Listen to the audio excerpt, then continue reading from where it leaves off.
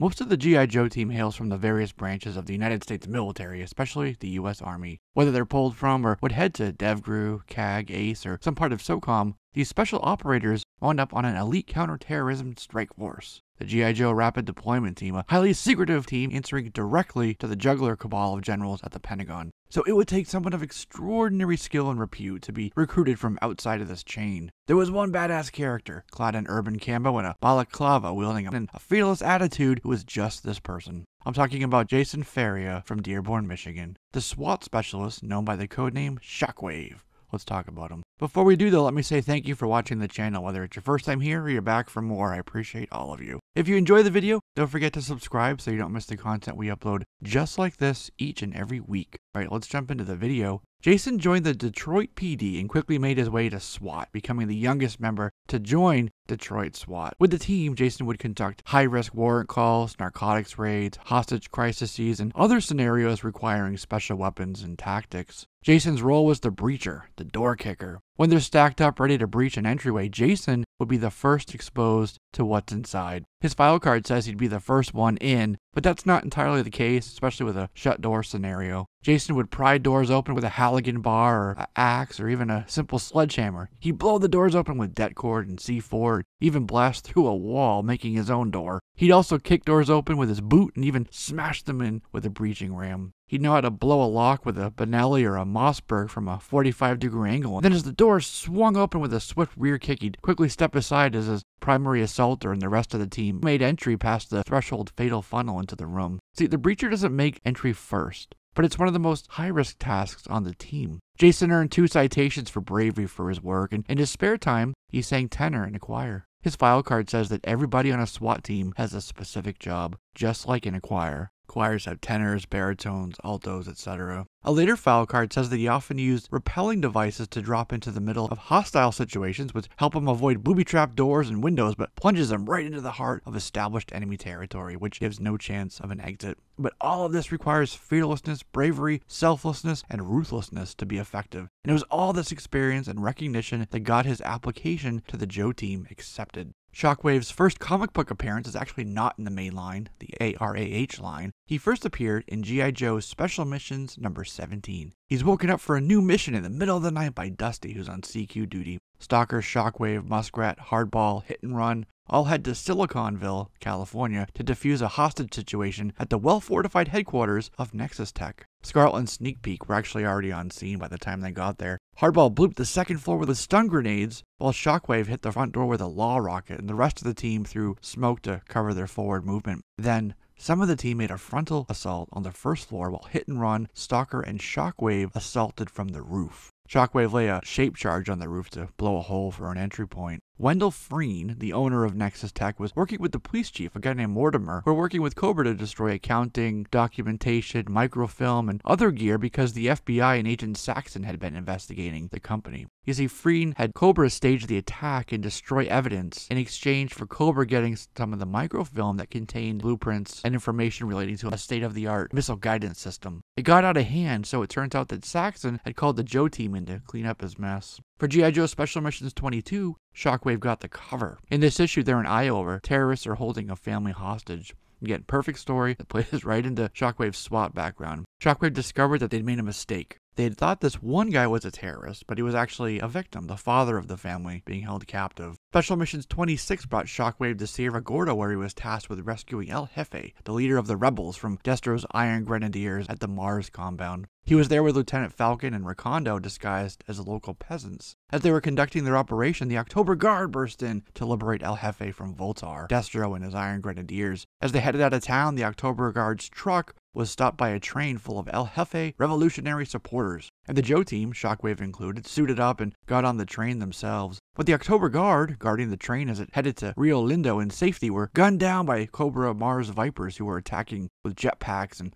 a Razorback. Turns out the revolutionaries were actually NABM, the North American Banana Monopoly, for short, and El Jefe decided to switch sides and join them, rendering the October Guard sacrifices pointless, but was a commentary on the suits and bureaucracy that often gets in the way of direct action. So the GI Joe team entered the Miss Sierra Gordo parade, disguising their Thunderclap cannon as a float and hiding the warthog as a pineapple in the parade. "We're being attacked by giant fruit," one of the Mars soldiers yelled, but yeah, they rescued the captives and made it back over the border. And this was all right around the time that the Berlin Wall was coming down, perception about Russia was changing, and so maybe that's why they had to change the October Guard as well. This was also around the time of the end of the Sunbow series, and after a brief gap, the Zeke series, which never really collaborated with Hama and Hasbro on the comic book series like Sunbow had.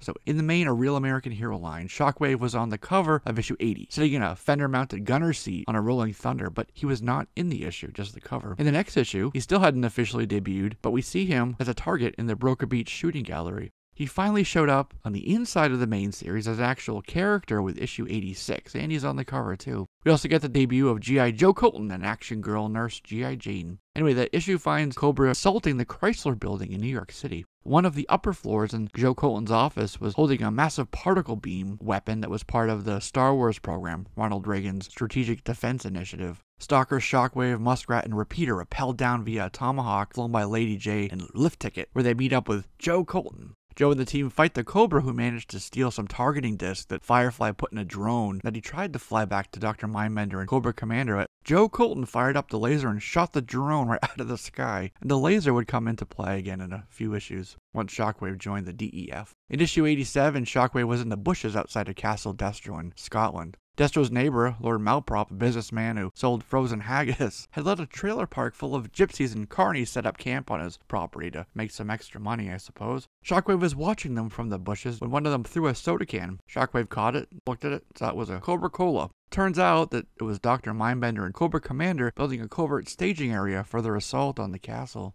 In issue 123, we learned that Headman and his henchmen had set up a drug dealing operation in the Cobra-controlled beachside town of Broker Beach. A new sub-team of G.I. Joes is called up to take them down, called the Drug Elimination Force, the DEF for short. They're led by a federal marshal named Bulletproof. The team was filled out by Shockwave, Cutter, and Junkyard. The team actually sported their new uniforms here for the first time. Shockwave now had a helmet with a full face shield, and the figure that accompanied this debut had a spring-loaded, flashing light battering ram with it. He traded in his MAC-10 for a M33, and his camo pattern was traded in for solid blue and navy blue. And we finally get to see him actually kick in the door. They ran into Headman, this Errol Flynn Zorro-looking character in a zoot suit, and his henchmen, who, since this is the 90s comic book era, of course have spiked shoulder pads. They chased them into Dante's Inferno, a funhouse on the boardwalk run by none other than Mike and Ike. But then Shockwave, Mutt, and Junkyard were trapped in the building, and the rest of the team were out helping a lady who'd been shot in the pursuit. They, and they alone, had to hold off all of the henchmen. Shockwave was shot in the back with multiple rounds, and he fell to the ground motionless. And a bloody firefight ensued, and in the middle of it, Shockwave popped back up, revealing that his ballistic armor had saved him. Headman escaped, and Shockwave says that he should have put a bullet right through his kneecap when he had a chance. The trail of drugs and shipments led the team to New York City to intercept Headman's freighter, but Duke called them away at the last minute to a Cobra operation in the Jersey marshes. Ultimately, it was Cobra Commander who brought down Headman. He took advantage of the Joe team being called away on that false alarm in the Jersey marshes to enter the Chrysler building and use Joe Colton's SDI weapon from issue 86 to destroy Headman's freighter, which he was using to move drug shipments back and forth from New York to Broker Beach. And Shockwave remained on active roster until the team was decommissioned in 1994 and the series drew to a close. In non-canon, the Devil's Due era, Shockwave was part of the Second Cobra Civil War. He also helped General Ray stop an assault on the base, and then he was ultimately put on active reserve as the team's active core roster was cut down to just a handful of Joes. When Hamaverse G.I. Joe was reactivated, it wouldn't be until issue 193 when we'd see Shockwave again. The team were all eating in the DFAC at the pit, having just witnessed on live TV the capture of Grunt and some dignitaries in Sierra Gordo. They all quickly mobilized, eagerly waiting their go order. Shockwave was assigned to Alpha Team, led by Flint. And they dropped into Sierra Gordo and they found a terradrome, and after being overwhelmed by the rebels, they were taken captive and brought down into a mine beneath the terradrome. They staged an escape in which Roadblock was shot in the chest, but it bought Shockwave just enough time to grab a rifle, and ultimately they made it out and they were rescued. He was also present at the ceremony to honor the life of Snake Eyes, who'd fallen in combat. And so Shockwave remains with the team on an active roster in base duty until a mission requiring his special set of skills needs him. And so we move to the action figure side of the franchise. Shockwave's action figure first appeared in 1988. That same year, he was in the TV commercial for the Swamp Smasher, as well as a Cobra Imp vehicle. He came with his iconic uniform, face mask, and some black weaponry. And the next year he became part of Night Force, which came with Lightfoot in a 2-pack exclusive for Toys R Us. This version would be later available via the Terrifying Lasers of Destruction mail-in offer through Hasbro Direct, part of the Rapid Deployment Force 3-pack. In 1992, Shockwave joined the Drug Elimination Force to align with the comic book stories, and then in 2008, Shockwave became Shock Blast. This was due to Hasbro temporarily losing the trademark on the Shockwave name.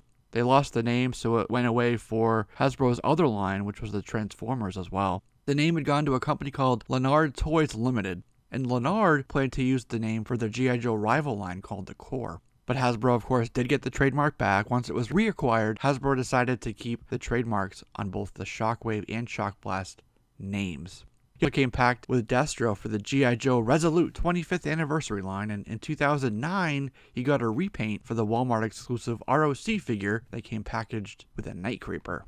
And so we arrive at his brief appearances in the animated world. By the time Shockwave showed up in the animated side, Sunbow was done, and it was now in the hands of DiC. Voiced by Gary Chalk, Shockwave appeared first in part 1 of The Greatest Evil. As part of DEF, he teamed up with a Crimson Guard immortal whose sister had OD'd on Headman's drug called Spark. Headman himself OD'd in the episode and was actually buried alive. And so that's a wrap on this one, my friends, the story of Shockwave. Jump down to the comment section and we'll continue the conversation about Shockwave down there. And if you haven't already done so, don't forget to subscribe as well so you don't miss the content I upload just like this each and every week. I'm Jesse, this is JLS Comics, and I'll see you soon.